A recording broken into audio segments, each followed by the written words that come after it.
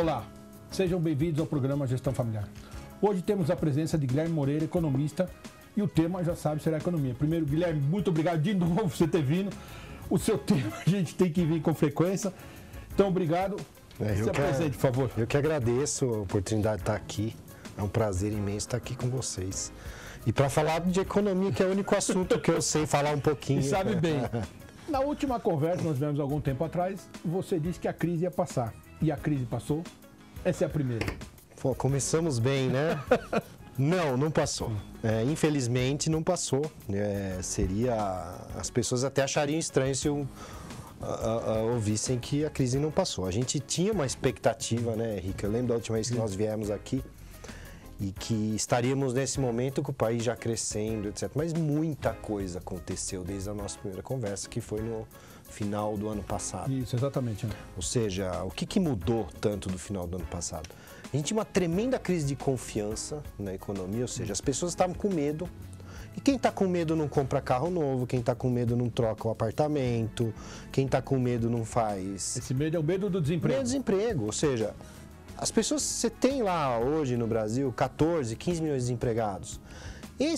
Mas você tem outros 80 e tantos milhões de pessoas que estão empregadas, que têm renda, que estão trabalhando. Mas você vê, o seu vizinho ser mandado embora, o seu amigo procurando emprego. Quem não fica com medo? E você passa a se comportar de maneira defensiva. Você deixa de fazer financiamento, você deixa de comprar. Então esse era o momento que a gente estava no final do ano.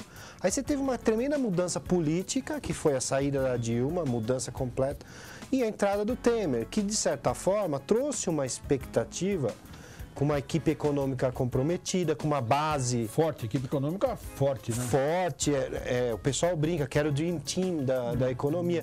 Então você tinha uma equipe econômica comprometida com mudança, com corrigir o que estava errado, e corrigiram muitas coisas. Você veja a Petrobras, Sim. por exemplo, uma série de outras coisas que eles fizeram, tem que ser dado o crédito. Mas, de repente, o Congresso começou a se perder, perdeu o apoio político, e as tão esperadas reformas, que era o que trazia pra gente a esperança do Previdência, crescimento, uma série de outras coisas. não aconteceram. E aí você começa a ter o processo que estava anteriormente volta, ou seja, a expectativa começa a esfriar, os números começam a piorar, e a gente vê hoje que a economia, a expectativa de todos os outros economistas no final do ano passado, era que o país crescesse 3% esse ano, e com o bico do avião apontando para cima, hoje a gente está falando aí de crescer 1,5%, 1,4% e com medo do que vem pela frente. Então mudou completamente o cenário e tem a ver com a política. Eu ia te perguntar exatamente isso. Você acha que essa crise econômica que a gente vive, porque eu estava conversando com algumas pessoas, as pessoas dizem que crise econômica, quem é dono de empresa, que a gente conversa, o cara já viveu umas 20, no mínimo, né? Mas crise econômica e política, talvez essa seja bem diferenciada. Você acha que esse problema Lava Jato e uma série de outras coisas está influenciando na economia, essa coisa toda? Eu acredito sim, mas você é um cara técnico, conhece muito bem a coisa e sabe. Porque a gente chega, e agora tem, a Lava Jato está aí, vamos ter eleições de governadores, presidentes, uma série de outras coisas. Como é que vão se enxergar isso? E vou aproveitar mais uma pergunta que eu vou colocar. Você acredita que esses presidenciáveis que estão aí, alguns podem mudar o rumo da economia ou a economia vai continuar por um tempo até ajustar tudo? Lá vai a bucha. É uma pergunta complexa que eu vou tentar resumir nos poucos... Acho que o primeiro ponto é, nós vivemos o esgotamento do modelo econômico. O que era esse modelo econômico? Uma economia que era voltada para consumo, que não se preocupou com o lado da produção e que focou em crescimento via consumo. E, por outro lado, do ponto de vista do governo, um governo que nunca se preocupou com eficiência e que todas as vezes aumentou gastos sem preocupação alguma. E qual foi o jeito de ajeitar, de arrumar isso? Aumentar a arrecadação de imposto. Então a gente sai de uma carga tributária dos anos 90 de 22% do PIB e já estamos chegando a quase 40%. E esse modelo acabou. Acabou porque a sociedade não consegue mais pagar tanto imposto. Acabou porque a gente tem que ter, para distribuir rendas, tem que produzir antes. A Fiesp teve aqui o Dr. Paulo Schwerer com o sapo, né? Figuraço. Que fez um sucesso falando do sapo. Exatamente. Ou seja, a sociedade brasileira não suporta mais esse modelo. Esse modelo não cabe no Brasil mais. E aí você junta isso com um sistema político que não soube fazer a mudança que precisava. Então nós estamos num momento muito delicado que é, nós temos um modelo, um sistema econômico baseado em governo gastando muito, que a sociedade não tolera mais, não cabe mais na sociedade, que é ineficiente. Você tem um sistema social que depende de crescimento econômico para gerar renda, para manter toda essa rede social ampla que nós temos, que não é ruim, mas você precisa de renda para isso. E, por outro lado, você tem um sistema político que não consegue mais responder às demandas da sociedade. Então, eu diria que para você que nós estamos no meio da tempestade perfeita. Do furacão perfeito. E aí, a resposta tem que vir da política. Principalmente porque a gente precisa de reformas urgentes para consertar tudo isso que eu falei. E aí, quando a gente olha para a política, que é o que dá insegurança. Tem uma variável na economia que chama confiança.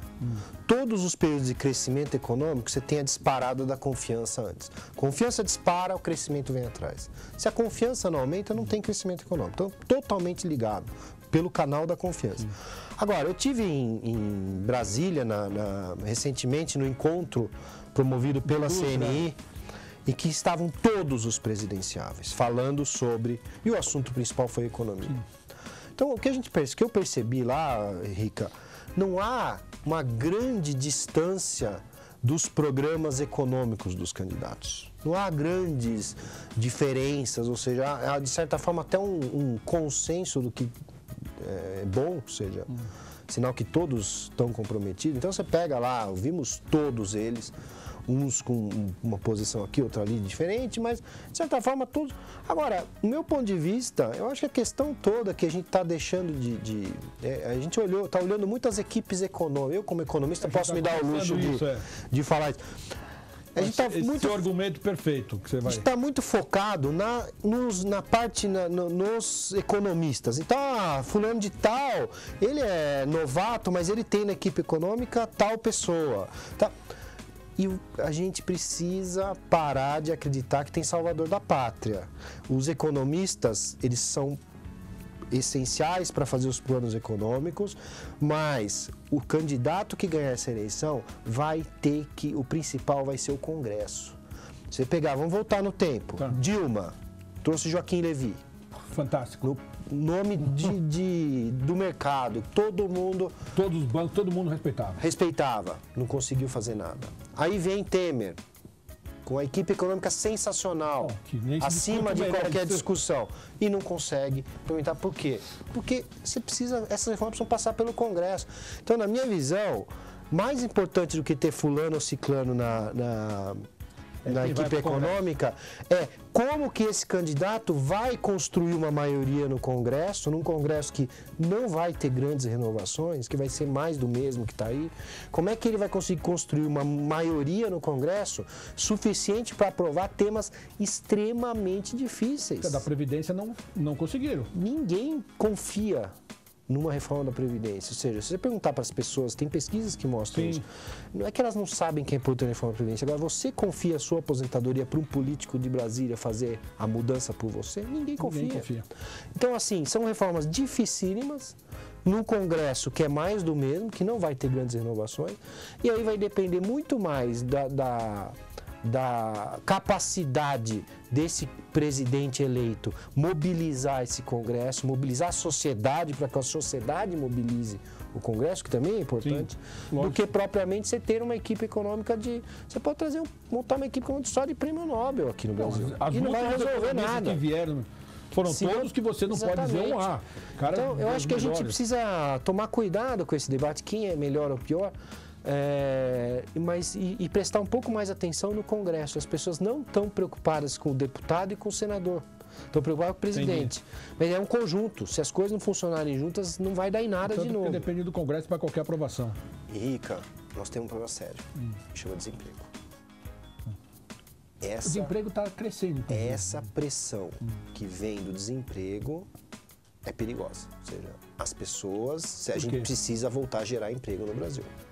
Você não pode ficar... O Brasil é um país que precisa crescer. Depende de crescimento econômico. Não pode parar de crescer. É uma locomotiva que não pode parar. Eu imaginei, a gente teve aqui a doutora Daniela, que você conhece muito bem, especialista em área do trabalho, e a gente imaginou que com essa nova lei trabalhista as pessoas fossem começar a contratar mais também. E também não veio. Eu estou dando uma opinião minha, quero até a sua. E a gente vê que o desemprego está crescendo, né? Você tem, depois eu até queria que você explicasse ao nosso telespectador por que de vez em quando o dólar sobe mais e de repente ele dá uma queda. Qual a importância disso para o mercado? Porque eu acho que quem está vendo lá pode não entender muito bem por que a gente já discutiu isso, mas eu acho bom falar de novo. Por que na Tailândia deu um problema, vem aqui, força de expressão. Então acho que a gente tem que entender isso e eu não consigo enxergar com as pessoas que a gente conversa, também conversa bastante, que querem contratar, tem medo, porque não sabe se vão conseguir dar continuidade. Então eu queria a sua opinião disso, porque nós já estamos quase chegando no final, uma pena que você venha aqui, eu consigo abusar tão pouco de você, mas vamos lá. Bom, a questão do emprego, em primeiro lugar. O que gera emprego é crescimento econômico. Eu não tenho dúvida nenhuma disso. Acho que ninguém tem. Ou seja, por que o patrão contrata, o proprietário, o gestor da empresa contrata um funcionário? Porque ele tem demanda, porque ele tem necessidade de produzir mais. Aí ele precisa contratar gente. Tem pedido, ele precisa escoar. Ponto. Reformas que facilitem o mercado de trabalho, facilitam a contratação, mas facilitam a demissão também. Então, isso melhora o ambiente, a reforma trabalhista melhorou o ambiente, facilitou a contratação, o que é bom, mas o que gera emprego é crescimento econômico, que é o que a gente não tem hoje.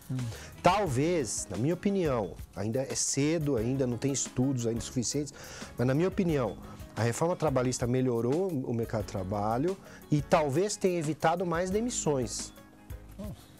Ou seja, talvez tenha é preferível você estar trabalhando com uma rede, estar empregado tendo renda, do que não ter emprego algum. Sim. CLT aí não tem CLT, não tem nada. Tá? O desempregado não tem CLT, não tem direito, não tem nada. Então, nem esse o SUS contado pode usar. E agora, em relação ao dólar, a economia brasileira vive no mundo e o que faz o link nosso com o resto do mundo é a taxa de câmbio. Sim. E no Brasil, você tem, ou seja, você tem dois fatores que influenciam a taxa de câmbio, que são as variáveis reais, ou seja, a economia que entra muito recurso, sai, e você tem a incerteza. Toda vez que você tem incerteza fora do país, quem está aqui sai e, portanto, compra dólar e a cotação sobe.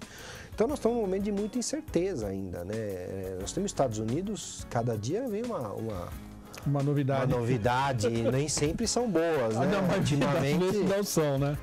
Você tem um mundo ainda turbulento, agora a China, essa ameaça de guerra comercial, tudo isso gera incerteza.